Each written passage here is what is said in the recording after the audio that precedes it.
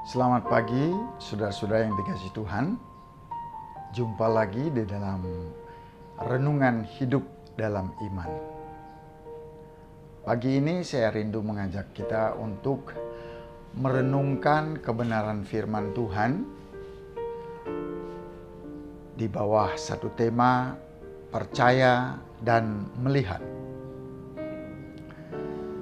Tema ini diambil dari Injil Yohanes pasalnya yang ke-20 ayatnya yang ke-25 sampai dengan 31. Perkenankan saya membacakan bagian firman Tuhan, satu ayat dari bagian firman Tuhan ini yang menjadi inti perenungan kita bersama. Kata Yesus kepadanya, "Karena engkau telah melihat aku, maka engkau percaya. Berbahagialah mereka yang tidak melihat, namun percaya." Nah, saudara yang dikasihi Tuhan, ada satu ungkapan yang mengatakan kita tidak perlu melihat untuk percaya. Percayalah sekarang dan kita akan melihat kemudian. Dalam banyak perkara, seringkali kita cenderung untuk melihat dulu baru percaya. Itu yang dialami oleh Thomas. Dan dia pun boleh dikatakan mewakili seluruh umat manusia. Bila kita sudah melihat secara nyata, itu bukan lagi iman atau bukan lagi percaya. Iman adalah percaya walaupun tidak melihat. Ini intinya. Ketika Tuhan Yesus bangkit, para murid pun meragukan kebenarannya. Karena peristiwa itu merupakan peristiwa yang mustahil. Tidak masuk di akal. Dan tidak pernah terjadi. Maka mereka ragu-ragu. Mereka tidak percaya. Tuhan Yesus kemudian menampakkan diri kepada mereka. Pintu semua tertutup dan ketika mereka berdoa, Tuhan Yesus datang. Damai sejahtera bagi kamu.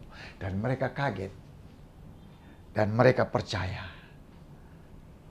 bahwa Yesus sudah bangkit. Nah, 8 hari kemudian mereka mengadakan persekutuan. Sebelumnya mereka berkata kepada Thomas yang tidak hadir, "Kami sudah melihat Tuhan." Thomas mengatakan, "Kalau aku tidak mencucukkan jariku di dalam telapak tangannya, maka aku tidak percaya." Kemudian 8 hari kemudian Tuhan Yesus menampakkan diri secara khusus kepada Thomas pada waktu itu. Dia bilang, "Damai sejahtera bagi kamu." Terus kemudian dia katakan, "Thomas, cucukkanlah jarimu." Thomas tidak berkata, "Tuhan, saya percaya." Itulah kira-kira begitu kalau diterjemahkan dalam bahasa sehari-hari. Thomas percaya. Terus Tuhan Yesus mengatakan satu kalimat yang sangat penting untuk kita semua. Kamu percaya karena kamu sudah melihat. Berbahagialah orang yang percaya walaupun tidak melihat. Nah, ini adalah iman yang dinamis. Iman ini adalah percaya walaupun tidak melihat, walaupun tidak mengerti, karena bagi Allah tidak ada sesuatu yang mustahil. Di dalam sejarah perjalanan umat Tuhan, ada banyak sekali peristiwa yang tidak masuk akal atau yang mustahil, tetapi nyata di dalam kehidupan mereka. Allah bertindak membelah Laut Teberau, Laut Merah, ketika umatnya tidak melihat jalan keluar. Allah mengubah air pahit menjadi manis ketika umatnya kehausan. Allah menurunkan mana ketika umatnya kehabisan makanan di padang gurun dan tidak lagi melihat gandum untuk dimakan. Allah mengirimkan burung puyuh ketika umatnya membutuhkan daging untuk santapan. Allah membelah batu karang ketika umatnya kehausan dan tidak lagi melihat sumber air di Gunung Horeb. Ini peristiwa-peristiwa yang merupakan peristiwa yang nyata, walaupun tidak masuk akal. Disinilah kita mulai belajar. Firman Tuhan bilang, ingatlah akan sejarah itu. Allah melakukan sesuatu yang tidak mungkin. Allah sanggup melakukan sesuatu yang tidak mungkin menjadi mungkin. Inilah iman. Iman adalah percaya walaupun tidak melihat. Walaupun tidak mengerti.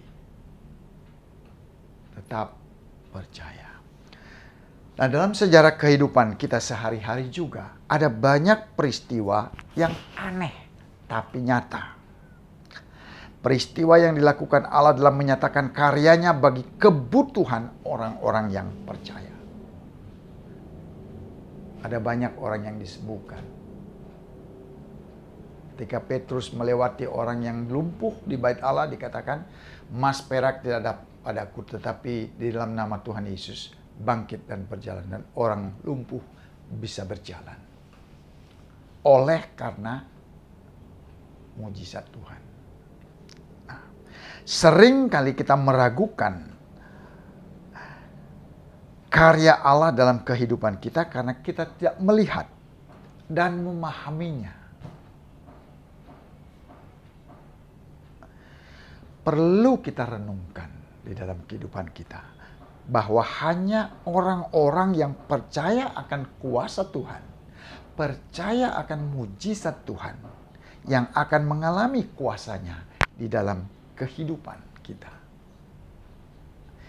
Kiranya Tuhan menolong kita untuk tetap percaya akan campur tangan Tuhan dalam kehidupan kita, walaupun kita tidak melihat dan tidak mengerti.